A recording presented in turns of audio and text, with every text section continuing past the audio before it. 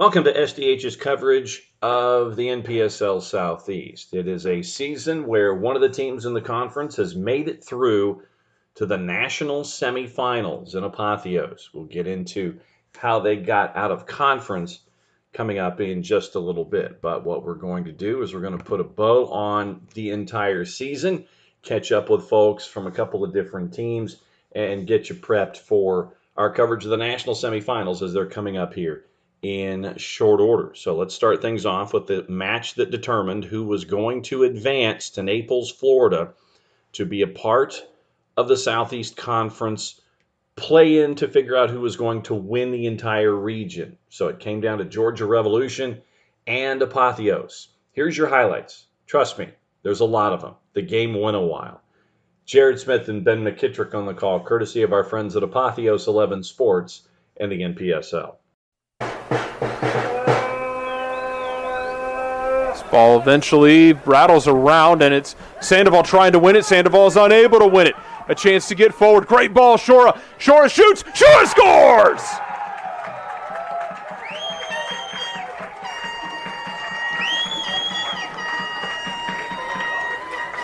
And just like that, in the 28th minute, it's Callum Shora who puts the visitors in front.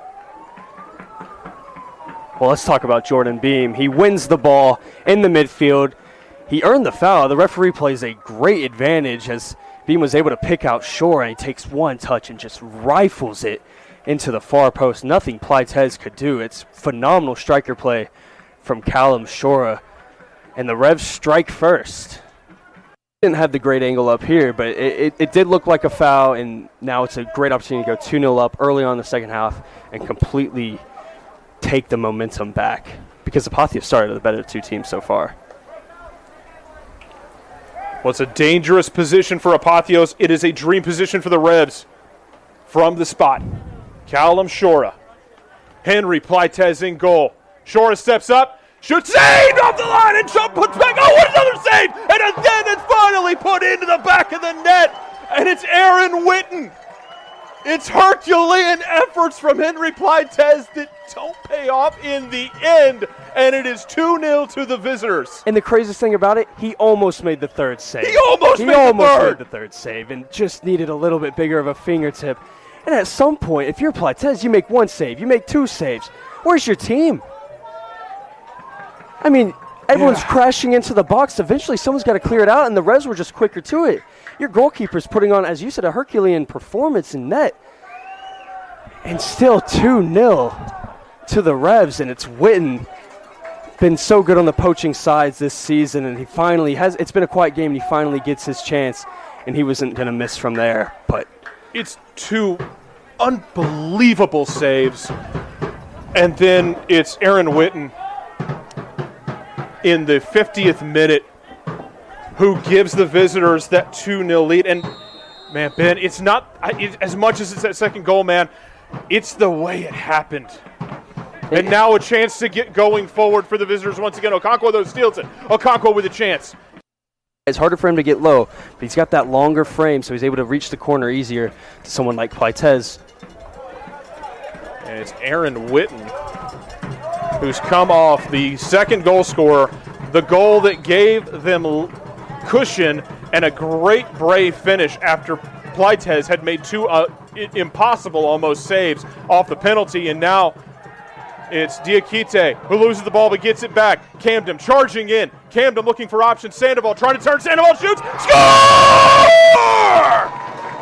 And there's the life! And now we just got to make sure everybody keeps cool heads down in the corner as the goalkeeper, Nathaniel Martinez, is standing straight, holding on to the ball, curled up like it is his infant. And either way, that right there is why Sandoval has the number 9 on his back. He's a midfielder, but you throw him up top, and he's going to show you good hold-up play. Great touch, great turn, and a toe poke finish, improvisation at its finest. And nothing Martinez could do in goal but hold on to the ball and waste as much more time as you possibly can. Apotheos have live, 12 minutes to play. Get another one if you can. They're trying to get fresh bodies into this game. Playing down a man, up a goal, under 10 to go. Trying to get it to Sandoval once again. Sandoval tries to flick. It's a little over his head. It's pushed away for another corner. And we've questioned that experiment to throw Sandoval up top every time it's happened this season, but it is paying off right now. He looks like a true number 9 up there, and that goal proves it. Oh, he's going up against tired center backs, and it's showing right now. 84th minute. In swinging corner, going to the front post, and it's cleared away temporarily to the edge of the box. And it's a goal! Lamine Johnny! What a hit! Off the half volley, we are tied at 2 in the 84th minute.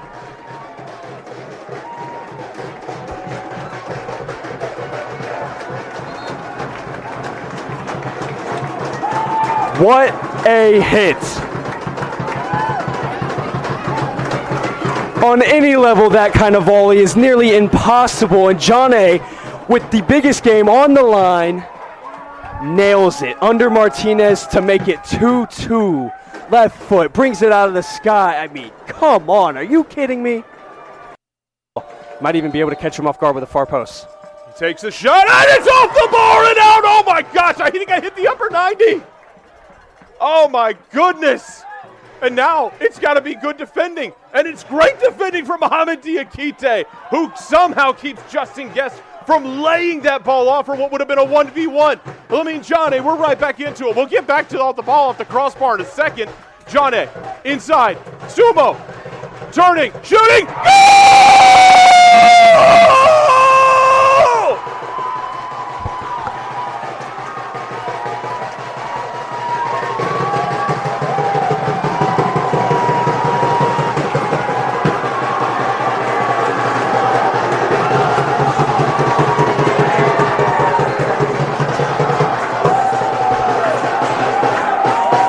Look at this place erupt, Jarrett.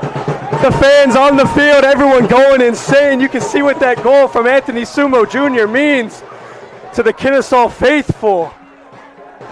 My lead. He got down there early. It was pinpoint in the corner. Martinez's big frame, able to get down.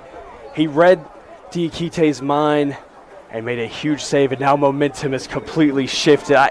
This game has been something else. I think a card might have been given to the Apotheos bench. It's the official's writing in his book. Is Diakite the normal PK taker for Apotheos? I don't know. It would have been fitting had he buried the season. Now it's a long throw in, and Pleites has got to get it. Pleites can't! It's a goal! Georgia Revolution have tied it with 6 minutes to go! What a game! Lewis Green picking up the scraps. I said it earlier. When you throw that ball into the near post, it can be the jammiest of goals. It can bounce anywhere. And it was Lewis Green, the recipient of a spill. I don't know what you want to call it from Pleites. They targeted the keeper. I think it's a spill. I think it hits him in the arms. And look, both of these keepers have had amazing nights. Both of them have saved penalties. Pleites saved a penalty and a rebound. That's one he's going to want back. It's just a long throw in as we're back underway. No, that's not it. He raised his hand. He raised his hand and he stopped. Rios. Dampa. Referee's got the whistle, but he's not going to go with it yet. One last chance. Camden. Oh, that's a great ball through and a great defensive stop. Oh, my goodness. Now, Johnny. Does Johnny have one more in the tank? Sandoval, Ribe. Trying to step through, unable to do so. Camden. Rios. Down the right, shoots it in. It's a goal!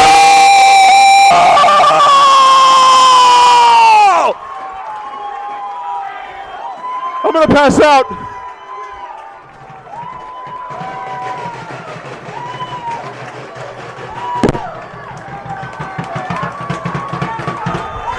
Junior Sandoval, the most experienced man in the stadium right now, was the coolest, most composed man in the stadium.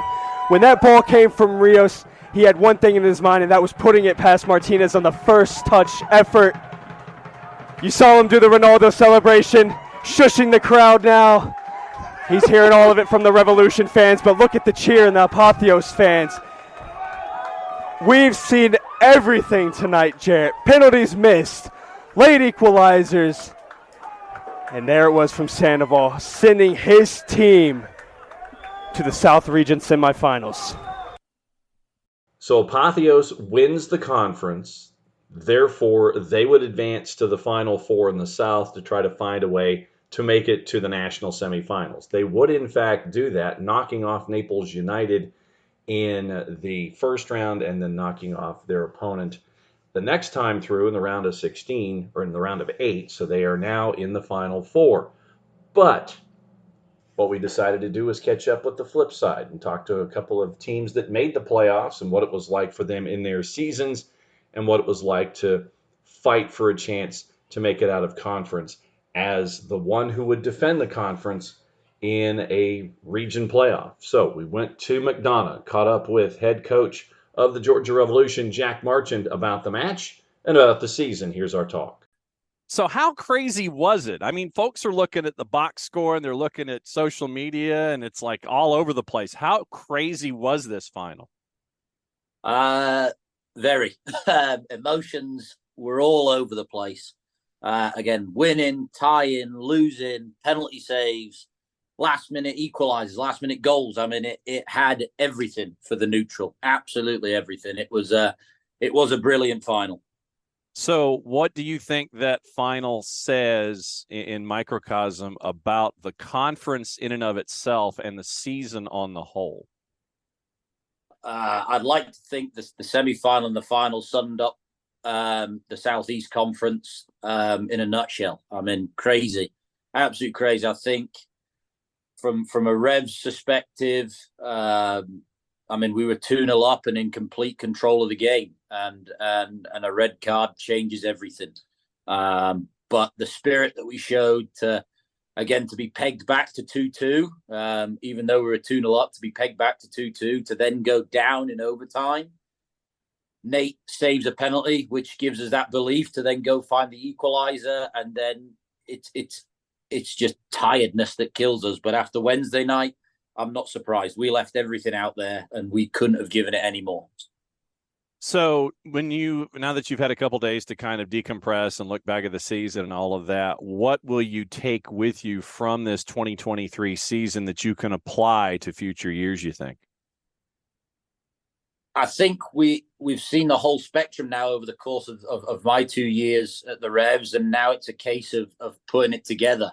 Well, I mean, it was a roller coaster of emotions from losing the first week, knowing that things were going to get better, to then winning 3 on the spin, to then losing in the last minute, to then getting beat 5-0, to then recovering, to losing, to winning. You know, it's consistency that's the thing. And I think you look at Apotheos, that's what they were throughout the year. They were consistent. And that was the difference between the two.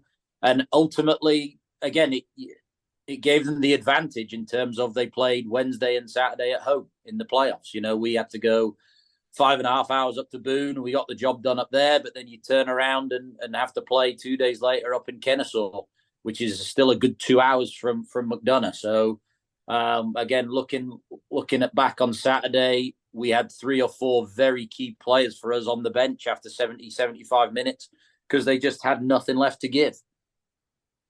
When you work forward now, and I know that it's all about, you know, with rosters and bringing in players and getting exposure and getting looks and things like that. Now that you've got a season behind you, regrettably from your perspective, what we do on the high school football side of me, when we talk about recruiting, there's the make that kid an offer segment where for whatever reason, there's a player that for, you know, they're too whatever. And yes, I just did use air quotes for those of you who are listening. For whatever reason, for one of your players that is too whatever, that is not getting the appropriate looks at the next level, whether that's collegiate or they're playing below the number of divisions that you think that they're capable of, or a player that you've got with you that should be getting looks on a professional level, whether it's League One championship, overseas, whatever. Do you think that you have any players there with the Revs that would fit that make that kid an offer dynamic? Yeah, I think there's a couple that have the ability to then go on and play at the next level. I know we've spoken about Callum throughout the season. He's going to go back. He's playing in the 6th tier back in England. Tom Wilson, who's going back to College of Charleston for his senior year, he's someone that has to get looks because he's been phenomenal for us all season long. And then Aaron Witten, again, local legend, scored 3 goals in the semi-final and final. Our top goal scorer throughout the season. I mean, he can kind of do a little bit of everything. That's what's nice about him. He can play through the middle. He can play out wide. He can play as a 10. You know, he's so versatile, and you've got to be able to do that in this day and age to play at the next level. And there's 3 players right there who can certainly do it. When you look back at the home matches in McDonough, what was it like to see the home support there in McDonough at the high school this season from your perspective? I know that you're locked into looking at matches, but what was it like to see the crowd support there for the Revs this year in McDonough? It's great. And, you know, probably our biggest game of the season where we had our youth night and we had a lot of fans out there, we unfortunately put in our worst performance of the season. But to then turn that around and finish with the Storm game with a kind of our second biggest crowd goes to show you kind of what we're capable of. And it's great to do it in front of the home fans. You know, there must have been 60 or 70 up in Kennesaw on Saturday. And it goes to show you that the support there and the fan base is there. It's now our job as the staff and the players to put on a product that entertains them and keeps them coming back. But I think it goes to show you with the Storm game and then getting the result the way we did up in Boone, that we had 70 fans in the stands for the final was huge. And I think that really spurred the guys on to fight all the way until the very end.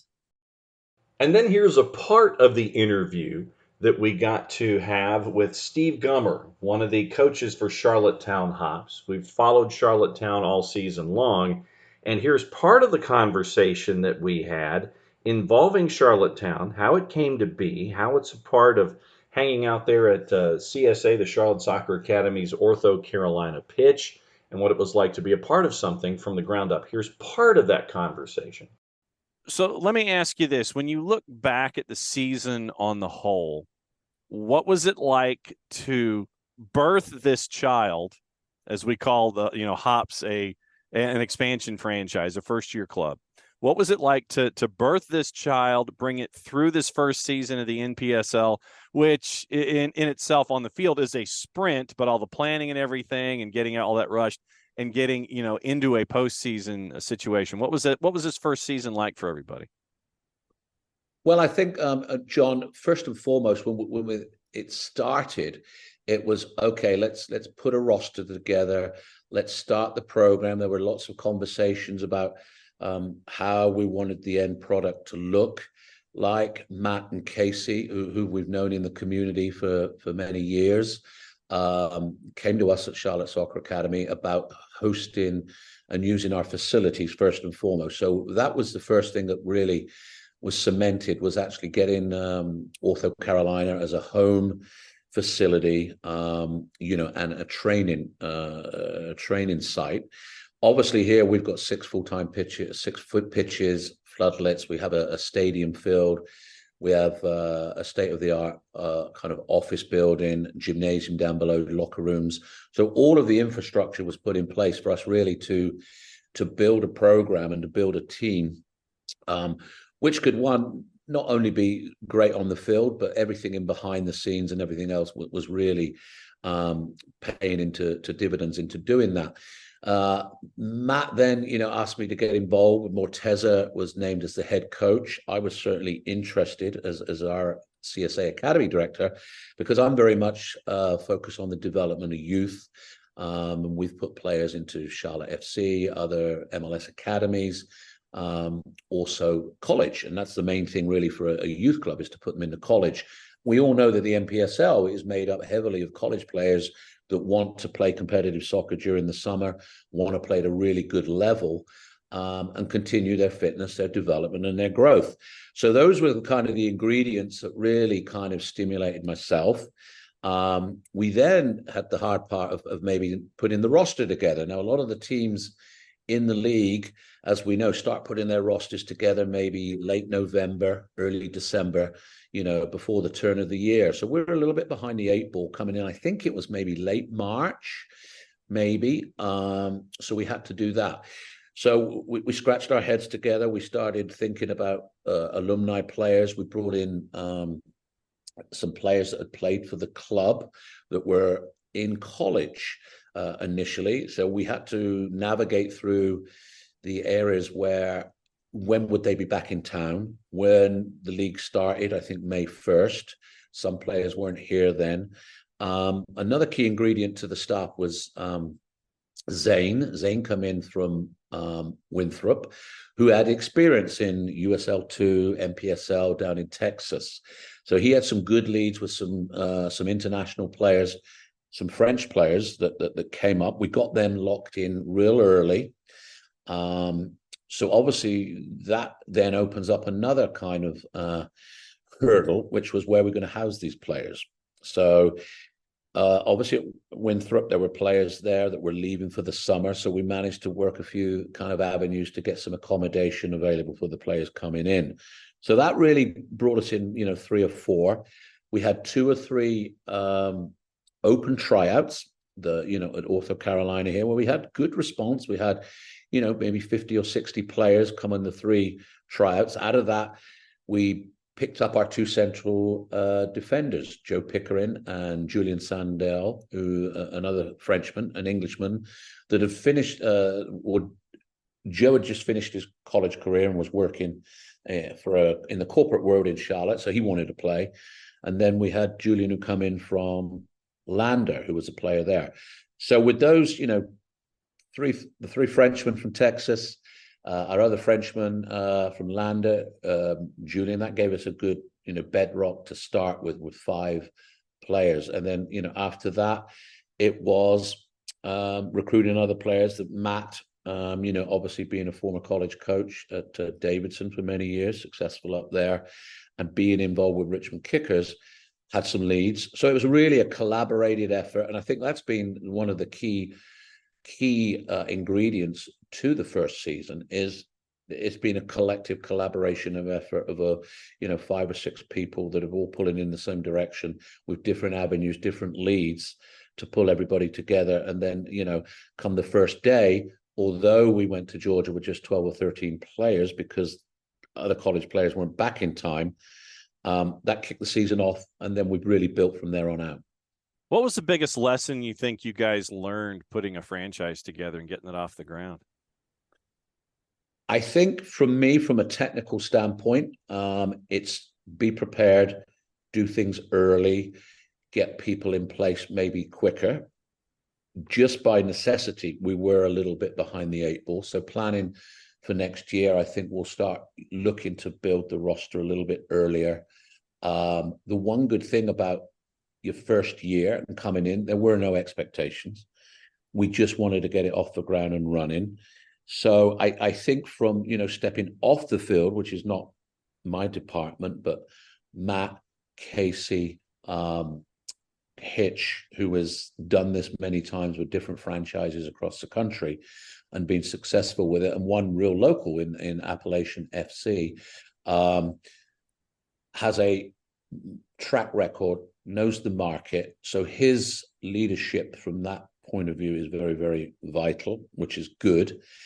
Also, the social media side of things, and the Matt has done a great job, and Casey, of getting lots of interns involved, people that want to be around game day. Obviously the planning, with the sponsorships, the hops, its name, tying into, I think, 50 local breweries in and around the Charlotte area, and the ability to sell some alcoholic beverages, adult beverages at the games, obviously adds to the excitement. We've got a lot of, our attendances this year for home games have been good, 500 plus. Great atmosphere. We had a great atmosphere with Appalachian FC coming down. They bring a whole crew with them with beating drums and everything. So realistically, the atmosphere from the sidelines then relates to the game day atmosphere. It raises every player, adds a little bit of, tension, adds some excitement, some competitiveness. And it really kind of gives a great marketing model. And I think the marketing side of the thing has been great. If you can see on many platforms, Charlottetowne Hops are current, have a lot of content, which, as you know, in today's society and how things work, that breeds a lot of people can see the product from wherever they are in the world. So I think, in going into next year, a lot of that is already set in place. The building of the roster, development of players through our system within the club youth program, and making it accessible to many, many people, should stand us in good stead. What did you guys think about the quality of the competition in the conference in and of itself? Because, I mean, as a coach, it's about road trips and competition. You're going to make multiple trips to the Atlanta area to take on folks like Apotheos and Storm and Revs, and there's you guys. What did you think about the level of competition first year out? I thought the level of competition was really good. I think because of the teams that have been in it previous to us, we know our neighbors, at Appalachian FC. There's a good international flavor from all of the teams, certainly in Atlanta.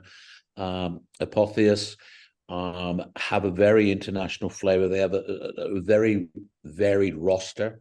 They have, some really good local players. I think they have players that have played professionally coming back through, want to get back in the game and enjoy the game. So through all of the teams, there's been different styles, different game models, different formations. And the game, from our league, I really feel it's a soccer playing league. Everybody wants to play soccer. And I mean that with the technical term, meaning the product on the field is a good product, i.e. through passing, moving, strategically planning game plans. So as coaches, I know Morteza from us has done a great job of watching other teams and providing game plans for each game we played in. But overall, the level has been really good, really, really good. And it's been exciting soccer. I think from a player standpoint, it's enjoyable to play in. And the reason I say part of that conversation is that the full conversation that we had with Coach Gummer is going to be a separate 1v1 here on the network. So set your notifications for everything that is going on involving Charlottetown Hops. But it was good to catch up with him. And thanks to Matt Spear and everybody at Hops for hanging out with us all season long to break things down from a first-year perspective.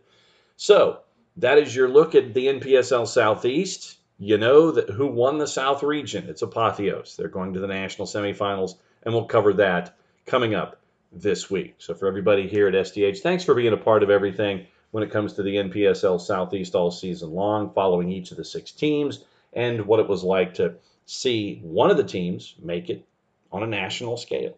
So once again, thanks to all 6 teams that were a part of it all season long, and thanks for hanging out with us as we broke everything down in the NPSL Southeast.